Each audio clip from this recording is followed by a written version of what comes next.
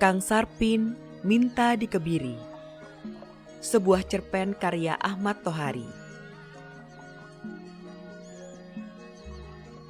Kang Sarpin meninggal karena kecelakaan lalu lintas pukul 6 tadi pagi. Ia sedang dalam perjalanan ke pasar naik sepeda. Dengan beban sekuintal beras melintang pada bagasi. Para saksi mengatakan, ketika naik dan hendak mulai mengayuh, Kang Sarpin kehilangan keseimbangan. Sepedanya oleng dan sebuah mobil barang menyambarnya dari belakang. Lelaki usia 50-an itu terpelanting, kemudian jatuh ke badan jalan. Kepala Kang Sarpin luka parah dan ia tewas seketika. Satu lagi penjual beras bersepeda mati, menyusul beberapa teman yang lebih dulu meninggal dengan cara sama. Beban sekarung beras pada bagasi dan terkadang sekarung kecil lainnya pada batangan adalah resiko besar bagi setiap penjual beras bersepeda. Tetapi mereka tak jerah. Setiap hari mereka membeli padi dari petani, kemudian mengolahnya di kilang, lalu menjual berasnya ke pasar. Mereka tak peduli, sekian teman telah meninggal menjadi bea jalan raya yang kian sibuk dan kian sering minta tumbal nyawa. Berita tentang kematian itu sampai kepada saya lewat Dalban, ipar Kang Sarpin sendiri. Ketika menyampaikan kabar itu, Dalban tampak biasa saja. Wajahnya tetap jernih, kata-katanya ringan, mulutnya malah cengar-cengir. Entahlah, kematian Kang Sarpin tampaknya tidak menjadi kabar duka.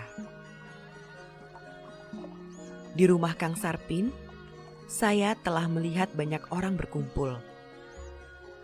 Jenazah sudah terbungkus kafan dan terbujur dalam keranda. Tetapi tak terasa suasana duka cita. Wajah para pelayat cair-cair saja. Mereka duduk santai dan bercakap sambil merokok seperti dalam kondangan atau kenduri. Ada juga yang bergurau dan tertawa. Asap mengambang di mana-mana, melayang seperti kabut pagi. Saya harus bilang apa? Di rumah Kang Sarpin pagi itu memang tak ada duka cita atau bela sungkawa.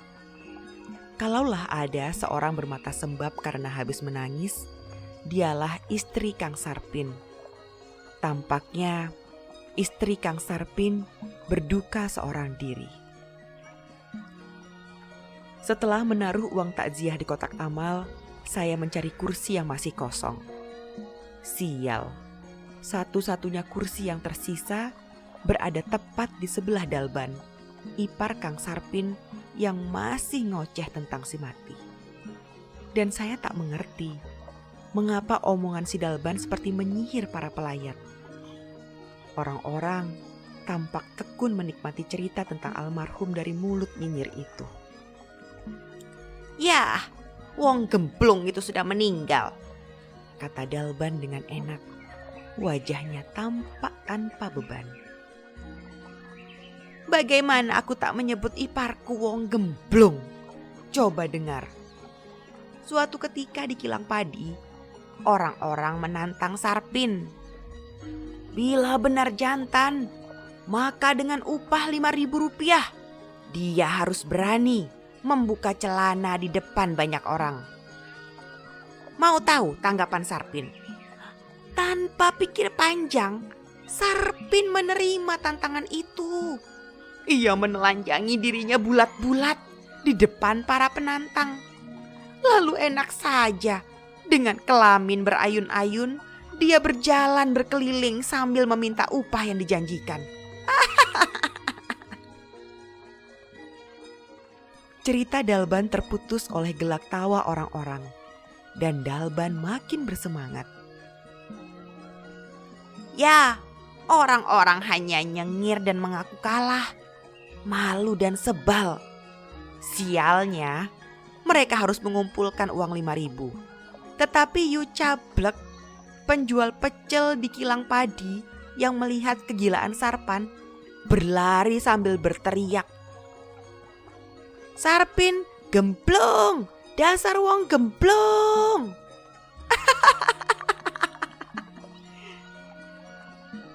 Dan orang-orang tertawa lagi. Jenazah Kang Sarpin terbujur diam dalam keranda hanya beberapa langkah dari mereka. Saya mengerutkan alis. Sebenarnya orang sekampung, lelaki dan perempuan, sudah tahu siapa dan bagaimana Kang Sarpin. Dia memang lain. Dia tidak hanya mau menelanjangi diri di depan banyak orang. Ada lagi tabiatnya yang sering membuat orang sekampung mengerutkan alis karena tak habis pikir. Kang Sarpin sangat doyan main perempuan, dan tabiat itu tidak ditutup-tutupinya. Dia dengan mudah mengaku sudah meniduri sekian puluh perempuan. "Saya selalu tidak tahan bila hasrat birahi tiba-tiba bergolak," kata Kang Sarpin suatu saat. "Tetapi Kang Sarpin masih ada baiknya juga," cerita Dalban lagi. "Meski gemblung, dia berpantangan meniduri perempuan bersuami. Kalau soal janda sih, jangan ditanya, yang tua pun dia mau. Dan hebatnya lagi, dia juga tak pernah melupakan jatah bagi istrinya, jatah lahir maupun batin." Dalban terus ngoceh, dan orang-orang tetap setia mendengar dan menikmati ceritanya. Saya juga ikut mengangguk-ngangguk, tetapi saya juga merenung.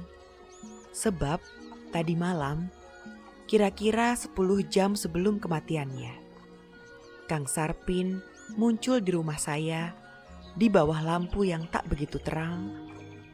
Wajahnya kelihatan berat.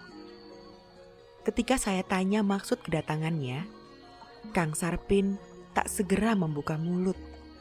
Pertanyaan saya malah membuatnya gelisah. Namun lama-kelamaan mulutnya terbuka juga. Ketika mulai berbicara, ucapannya kurang jelas. "Mas, saya sering bingung. Sebaiknya saya harus bagaimana?" Maksud Kang Sarpin, "Mas kan tahu saya orang begini, orang jelek, wong gemblung, doyan perempuan." Saya mengerti, sebenarnya semua orang tak suka kepada saya. Sudah lama saya merasa orang sekampung akan lebih senang bila saya tidak ada. Saya adalah aib di kampung ini. "Kang, semua orang sudah tahu siapa kamu." "Dan ternyata tak seorang pun mengusikmu. Lalu mengapa kamu pusing?" "Tetapi saya merasa menjadi kelilip orang sekampung, Mas. Masa iya saya akan terus begini? Saya ingin berhenti menjadi aib kampung ini. Lagi pula sebentar lagi saya punya cucu. Saya sudah malu jadi wong gemblung.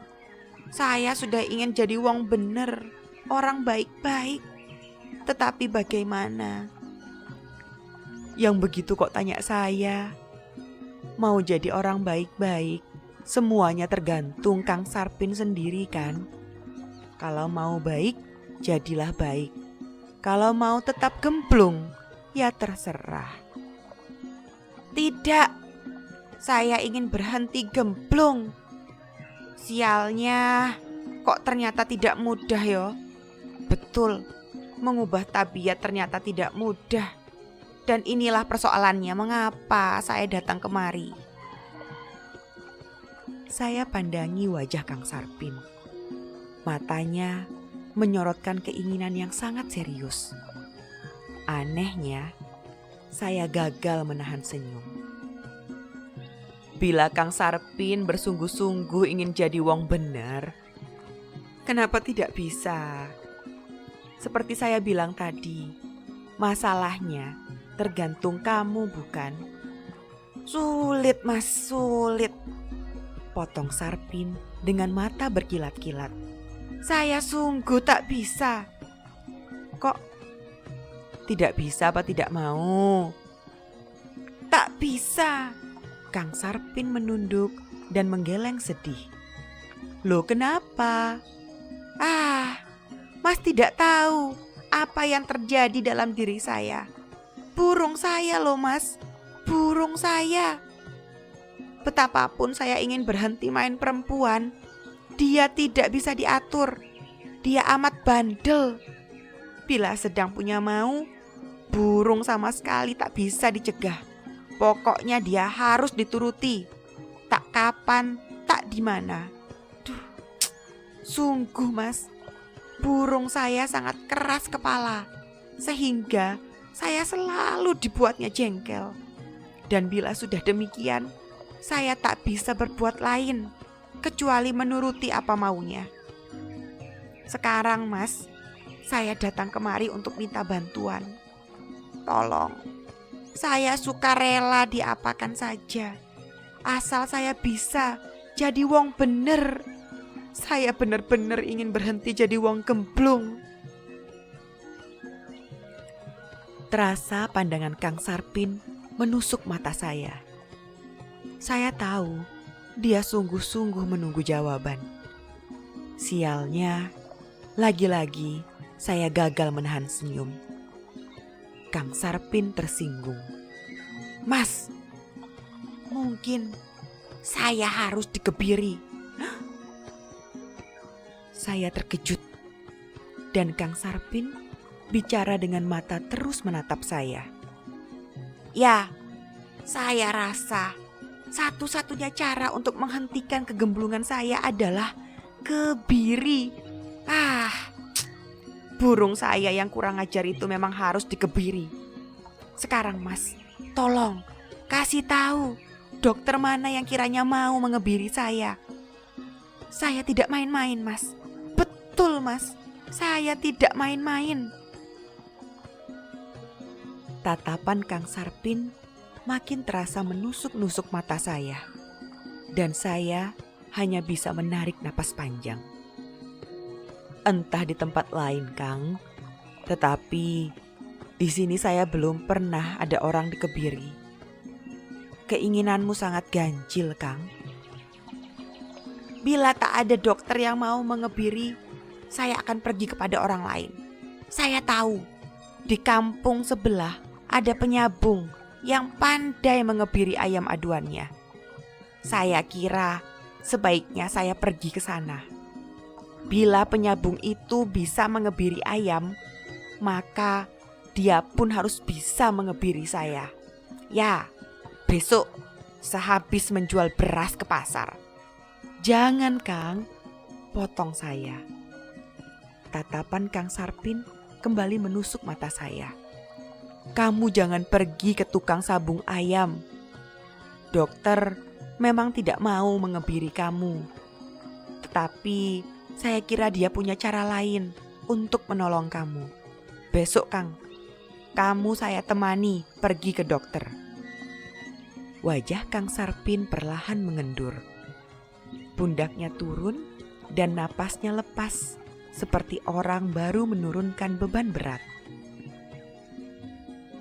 Setelah menyalakan rokok, Kang Sarpin menyandarkan diri ke belakang.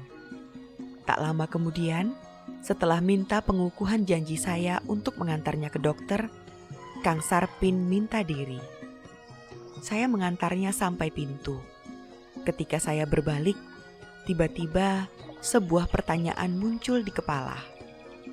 Apakah Kang Sarpin adalah lelaki yang disebut Cucuk Sente?